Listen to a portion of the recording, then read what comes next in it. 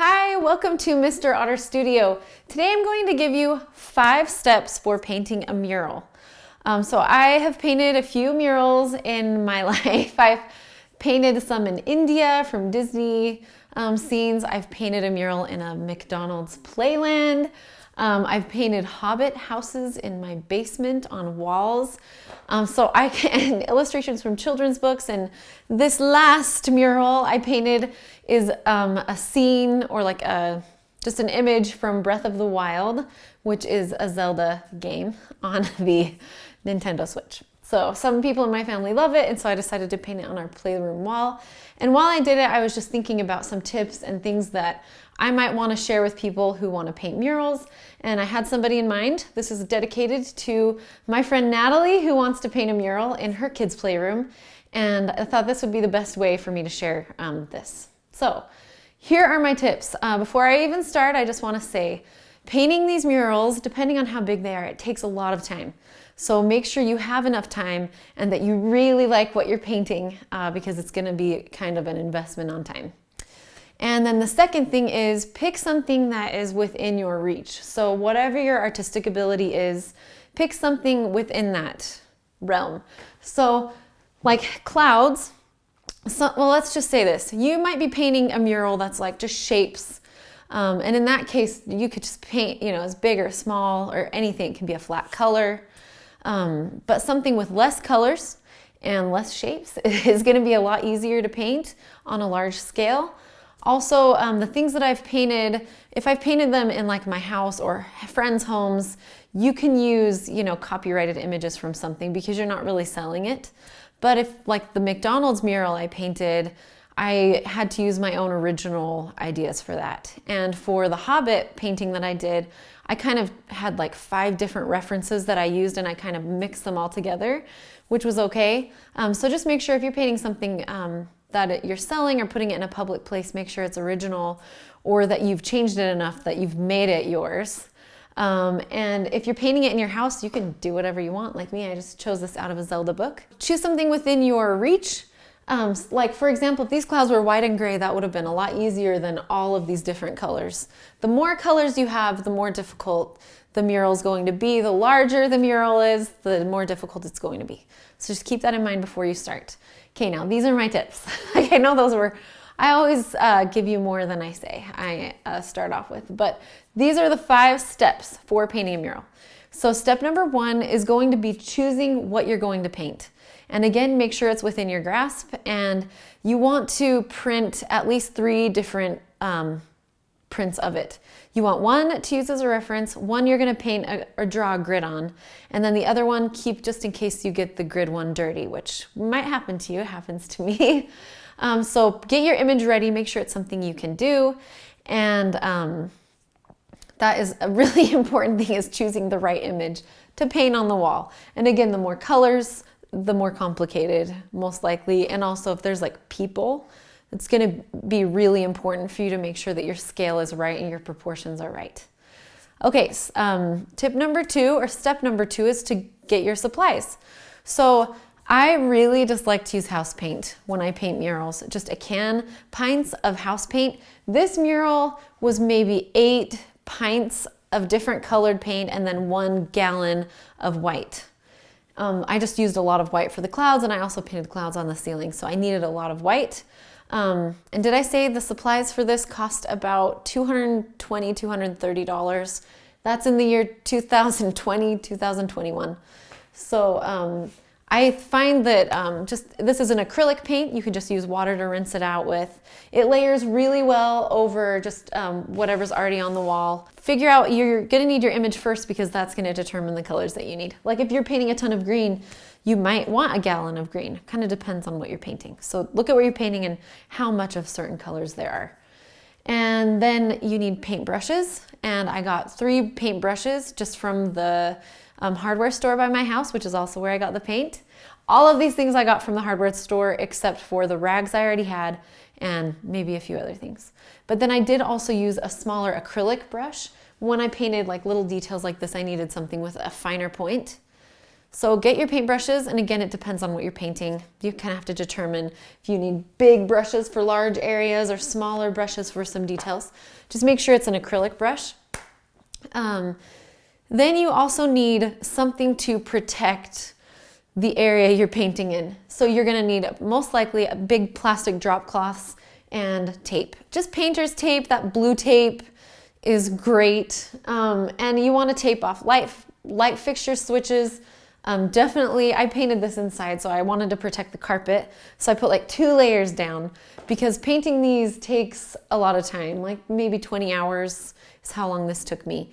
So I knew that the plastic would start to kind of get some holes in it, and I just wanted to make sure I did not get paint on the carpet, especially if you're painting this in someone else's house. Just protect anything you don't want to get paint on.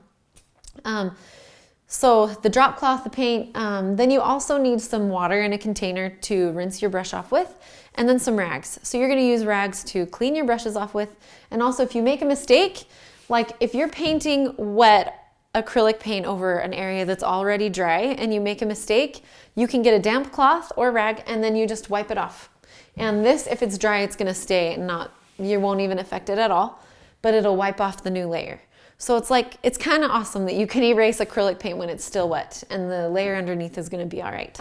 So I like to have one of those handy because sometimes you'll like flick paint and it'll get on an area that's dry. So you can use it for those reasons. Also, I like to protect my hands with some rubber gloves or latex gloves, and that just makes it easier for me when I'm going to make dinner after I've been painting for a while. I can just really quickly take those gloves off and I'm not going to get paint all over my house. Also, I don't like the idea of putting a ton of paint down my drain in the sink in there, so I kind of want to protect things that way.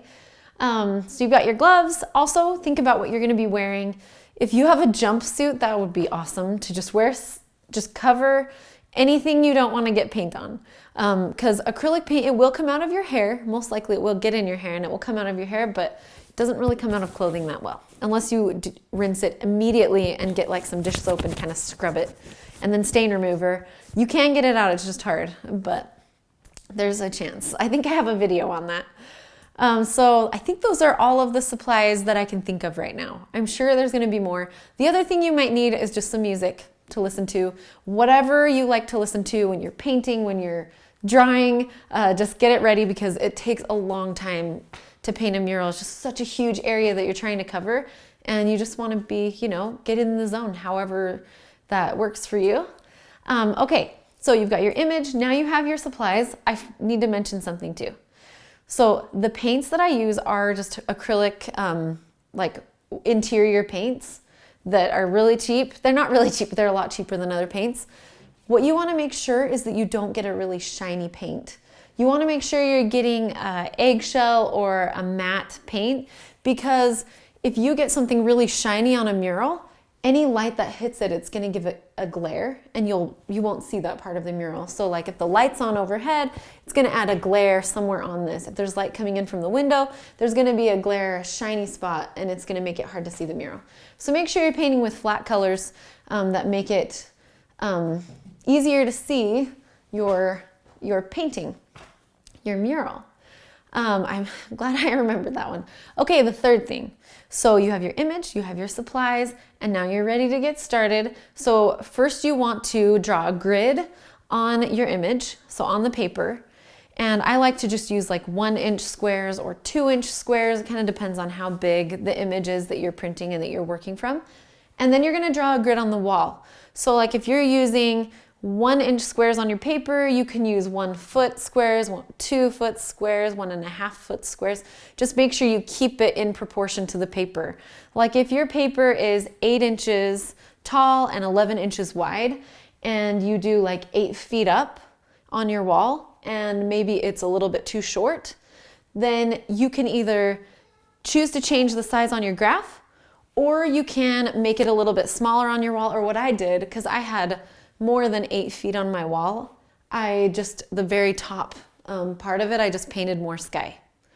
So just once you get your grid and you measure out your wall with a measuring tape and a ruler, you can kind of figure out if you need to make the image on your paper bigger or smaller, how you can kind of crop it and make it fit on your wall, or if you might just want to add some things to it to make it fit on the wall. So I hope that's helpful. There's tons of tutorials on using a grid, so just look at those online. And then once you've got the grid on your paper, before you draw it on the wall, make sure you clean off the wall. So if there's any fingerprints on it, if it's rough and you want it smooth, you could maybe sand it down. The finish on my drywall is called Holy Smooth. And so it's pretty rough. You can see a lot of the texture is in my painting. But I don't mind it. And so I didn't sand it down and make it smooth. So prep your wall, whatever you're painting on. If you're painting on brick, keep that in mind. It's going to be a little bit more difficult because of that rough texture. You're going to really need to work that paint because of that texture. But there's plenty of people that paint on brick, murals on brick. So look them up. And I'm sure they'll have a lot of tips, or even just see the kind of things that they're painting on brick. Once your wall is clean, then you're going to transfer what you drew on your paper onto the wall you're painting your mural on. And make sure it is to scale. And here's another tip. When you're transferring it onto the wall, use a water-soluble pencil. That means that when you're drawing, if you make a mistake, instead of using an eraser and like gumming up your wall, you just grab a damp cloth and you can wipe it right off, because it's like water-soluble, so water will wash it away. It's just the easiest way I found to do this. And also when you're painting, it will start to mix with the paints and it will make them a little bit darker. So just be aware of that. But it's under this. So sometimes I just kind of let it mix in with the color. And if I'm trying to go lighter, I'll mix it and then add a little bit of lighter color after. But I really like to use those pencils when I do it. So before you start painting, step number 4 actually is to prepare your area. So you want to put tape. I put tape all around. I don't know what you can really see, but on light switches, plugs, definitely cover your floor. Basically anything in the room you don't want paint to get on. Just put some plastic and use the tape to kind of keep it in that spot. I just use tape to cover up outlets and stuff like that. And then the plastic mainly is to cover the floor, or like if there's a door that I don't want any paint to get on, I'll put it on the door. Or if you have a window treatment, like a window shade or something, make sure you cover that with plastic or just take it off. If you can get it removed, like remove it would probably be the best thing. But if you don't have time, you could just cover it with plastic. And once you've prepped everything, step number 4, step number 5 is to start painting. And I don't know what you're going to be painting, but if you're painting some kind of landscape, I usually go about a landscape the same way on a wall as I would on a canvas. So you're going to paint far to near. And the reason it works is because acrylic layers really well over itself. So I want to have the sky, then the clouds because they're going over that sky, and then the landscape in front of my sky because I can just layer it and put it right on top, and then the mountains, and then, the very details are kind of last. So you're working far to near. And I just find it really helpful to work that way with acrylics. If you're painting something that's more flat and you don't have like all of these different colors and things in the back and things in the front, but it's like a flat image, like a cartoon image, then you can just first block in get your sketch on the wall, make sure it's to scale, grid it out, and then you can block in your colors first. And then slowly add the details. So like if there's polka dots or if there's any details you want to add those after you put all of the main colors on it. And then if you're doing like some kind of mural where you're painting shapes, organic or geometric, you can just really go about that in any way you would like. You just want to make sure it looks right before you start painting. Basically that's it. And then this is a really important tip. And this will save you. While you're painting, you're really close to this wall. And it's super important for you to step away from it periodically so that you can get a glimpse of the whole picture and then come back and start painting the piece that you're working on. And that's going to help you keep it in perspective. It's going to help your colors to be right. And it's just important when you're painting a mural to keep stepping back and looking at it because it's such a big thing to paint that sometimes when you're close up, you really can't see what you're doing. So it's important to step back and then work on it.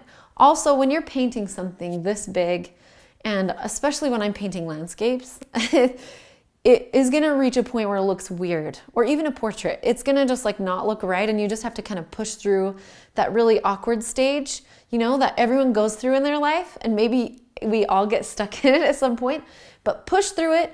And at the end, it will come together. It will work out, I promise. Just push through it.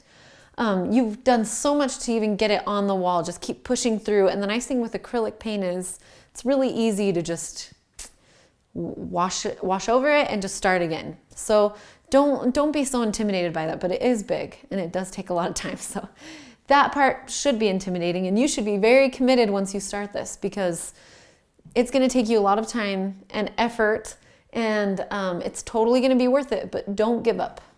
Just keep at it and it's going to be awesome. So once you're done painting, you want to just make sure you put in the details very last, and then take your tape off and enjoy your new space with your mural. I hope that was helpful for you. I really love painting murals. I love how it makes a room feel, and it's just cool to be able to transform a space with art. And anyway, thank you so much, and good luck painting your murals, and good luck this year. Hopefully you've set some maybe goals or just ideas of what you want to accomplish this year. I think it's important as creative people to kind of have an idea of what you want to do, or sometimes you just won't end up doing anything and you kind of miss these opportunities to grow and to kind of contribute.